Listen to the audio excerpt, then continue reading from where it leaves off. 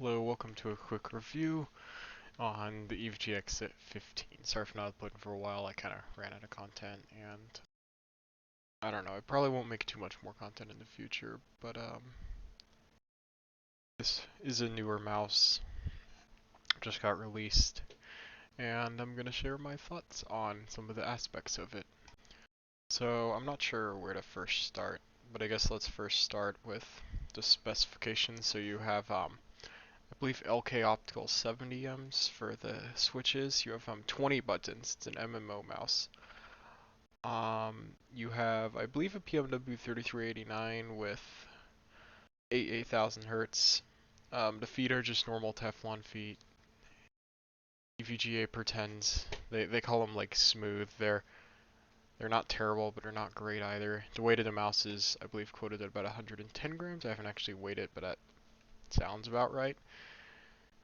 And the dimensions of it are, at least compared to the Razer Naga Trinity, this is kind of lazy, but I think the height is pretty similar, but it also has a lot bigger hump-wise. So the Razer Naga Trinity, I can sort of palm grip, but not really. The EVGA 17, I can palm grip just fine. So that is sort of like the base stats of the mouse. So the clicks on this mouse are pretty good. Click / buttons. They're okay opticals actually, so I actually feel like mechanical switches. I don't know like the response time or whatever, but they didn't like feel delayed or anything. Pre-travel, post-travel aren't amazing because these are the same switches the bloody A70 uses. They seem to be tensioned a bit differently and they seem a lot crisper. Bloody A70 switches were kind of dull. The rest of the buttons, it's kind of weird because you have this thing right here. It's a third click. It's for, I believe, set in the software to shift, and there is a slider on the bottom of the mouse here that you can, it says enable disable, and if you enable it, then you get a third click right here. But then you are actually able to disable it, so it just doesn't do anything. I actually like this as an implementation for the buttons. The scroll wheel itself is inoffensive. The rest of the buttons, I didn't have any major issues. I do think the MMO cluster on the side is not really that well set up. And also you can't bind anything. With a mouse like the Razer Naga Trinity, I'm pretty sure you can. And I think same with the Corsair Grimtar. I can't remember what Corsair's MMO mouse is. That's kind of a big yikes. I wish you could bind. You can bind these buttons, this button, and you just can't bind the numbers. So just something to keep in mind. The actual buttons themselves, so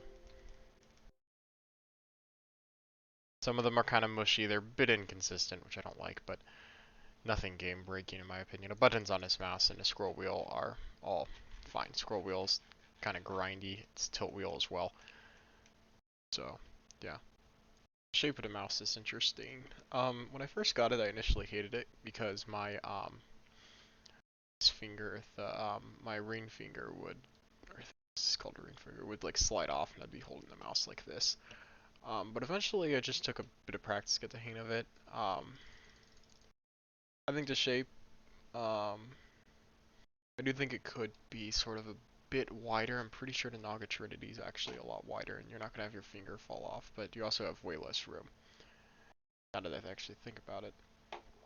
This one, you can more like rest your hand on top.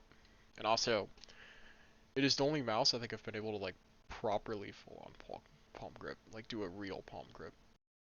So, that's cool. So for palm grip, I mean, this kind of is like molded to my hand. I think it's pretty good. For like fingertip grip, you're kind of gonna end up doing like a palm claw anyway. And for like a claw grip, it's not that great. It still kind of works for all three grips, but something to keep in mind. But I don't think there's going to be any grip that you're going to buy this and be like, wow, it's a terrible shape. So they did a good job here, which is better than can be said for the X17. And that shape sucked. The weight of the mouse is one annoying thing about it. I measured, I put it on a scale. Well, not annoying, but I think EVGA quoted 110, but they removed it and then they only like put it back. It's kind of weird. Um, I think 110 might be a bit generous. The Naga Trinity and this clock are on the same scale, and that's not a bad thing. This is, you know, an MMO mouse. You're not really going to be moving it, and this mouse is huge, like just in size, like compared to the Naga Trinity. Naga Trinity is way smaller, so it's sort of justified. I mean, most MMO mouse line utters a Razer Naga X, which is like 80 grams, but most MMO mouses are about this weight. It's okay. I really would like to see like closer to 100 grams, because then I think this could be really special. But the weight isn't a deal breaker for me. And and I'm not an MMO player, and it's definitely not going to be a bad thing for most MOBA or MMO players. So yeah, and I'm gonna do like a quick just gun through the rest of the sort of the on paper specs. So the sensor is, I believe, a 3389. It can do 8,000 hertz. My thoughts on 8,000 hertz are that it's more or less a gimmick. You're not really going to get any worth it, and it's not really worth bothering buying unless you really need every advantage. And if you really need every advantage, you're going to get a Viper AK, not this. Um, and then the feet on this mouse are just normal Teflon. They're not like super bad, but I don't like how EVGA still tries to pretend like these are anything but normal Teflon. They're not like super bad feet, but it does annoy me. And the cable, because it's 8,000 hertz, is super stiff. EVGA should really work on a better cable for this. It seems like they kind of were like designing these in like 2016, then they forgot about them, then in 2020 decided to re-release. Some of the other elements of these make no sense. And I think that's it for like on paper specifications. Sensor had no problems. 3389, it's gonna be fine. So yeah.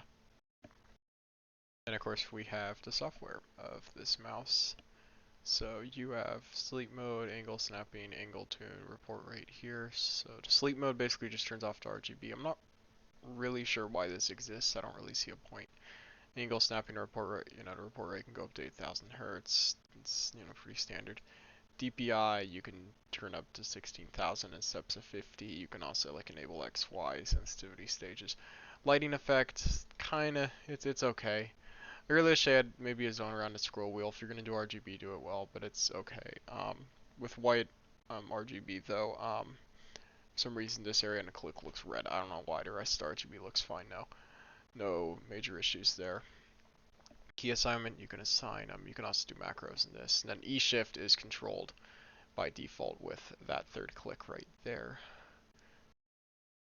It doesn't. I don't believe it really does anything out of the box, but so E shift I believe is kind of like so like you could like bind a bunch of stuff here and then just bind a bunch of stuff with E shift. So that's cool. But what I wish you guys would have actually done is make it so you can bind all the stuff on the side, because that seems like a smart idea if you ask me. Macro editor, there. Overall, the software it was the same on X17. It's fine. Um, I don't think anyone's gonna have any major problems with it. And I think I'll go over price and then my conclusion. So this mouse generally sells for, I believe, $79.99 is the MSRP. However, EVGA is currently doing a thing where I believe EVGA Elite members can get it for $39.99, and then they're selling it on Newegg for that same price with free shipping. But you can also use like the build a PC's EVGA code. I'm pretty sure I could technically use my own. I don't want to do that. I want to stay unbiased. So just use the build a PC sales code if you want to buy it from EVGA. I'd personally suggest getting it for Newegg if it's on sale, because you're not going to have to pay for shipping and it's going to be cheaper. Now, in conclusion, I do like some aspects of this mouse. I think the shape is very good. I think the third click that you can enable and disable via toggle on the bottom of the mouse is a cool feature. You can't slam it down and activate buttons like the last mouse you guys did, so that's a start. The RGB's okay, but I really wish what they could do is just trim out the weight, fix the cable, fix the feet, and make it so you can bind the side buttons. It really seems like EVGA, I don't know what you were doing for those 6 months that you delayed this, but you really need to catch up with the times. You can't make the same mistakes over and over and over again with your mice. I think this is better than X17 from as a pure raw mass. I wouldn't suggest it for like, you know, FPS shooters. But I think for MMO games, this is worth looking at if you can deal with the terrible MMO cluster. And as a general purpose mouse, it's fine. There's no problems with it. Its build quality is pretty good. You know, no problems there. You know, it's pretty good. I like it. But it seems like the same stuff that were problems on X17, and it'll just not be fixed because EVGA does not seem like they're trying to appeal to competitive gamers. Focus less on 8 kilohertz.